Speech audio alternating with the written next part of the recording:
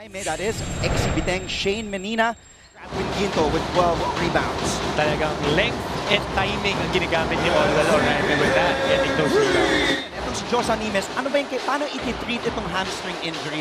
Paano mapapagaling yan? Well, of course, kailangan mo munang pa-side-set. Di ba? Talagang magagalit sa yan. But again, being competitive, nasa isang kalye lang, bakbakan talaga ang laban yan.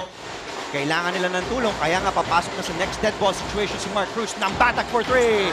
Ilista mo na! Puna na ngayon. Dahil dati, they used to play over a smaller Shane Menina. Here's Mark Cruz. We haven't heard from him yet.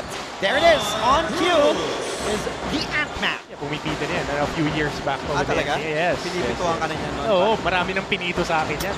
Maraming beses na rin ako pinashower ng maaga niyan. 9 rebounds. Talagang pupuntahan mo naman yun pag minsan ka na lang makakuha ng size advantage sa post. Q! Another 3! Back-to-back! Yes! Talagang back-to-back 3-pointers. Nasabi ko, right on cue si Stephen Q.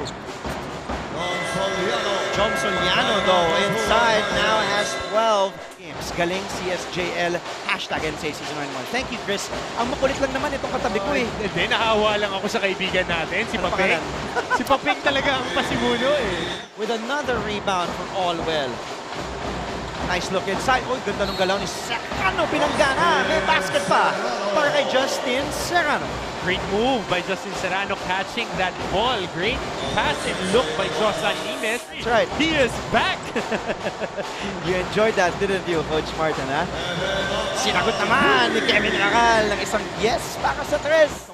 Letran, we've had one deadlock and one lead change. Make that 2 deadlocks. Sa mga kaibigan ko, malalapit kong kaibigan yung dalawang yan.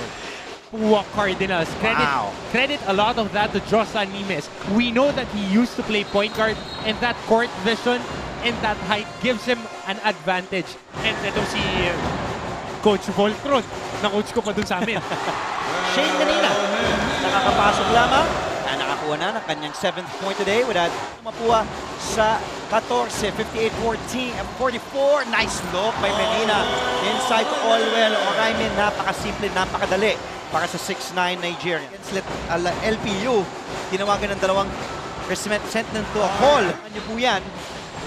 May mga katanungan kayo? Oh. Mark Cruz break from that attempt from the outside.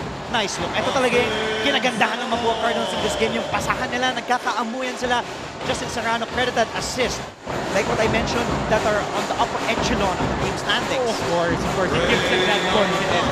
And if confidence is what we're looking for, the Stingray. Nice pick by Abrico. Ng batak, they just really couldn't connect and find the mark from beyond the arc. But there it is for Mark Cruz. Imagine how many shots are those?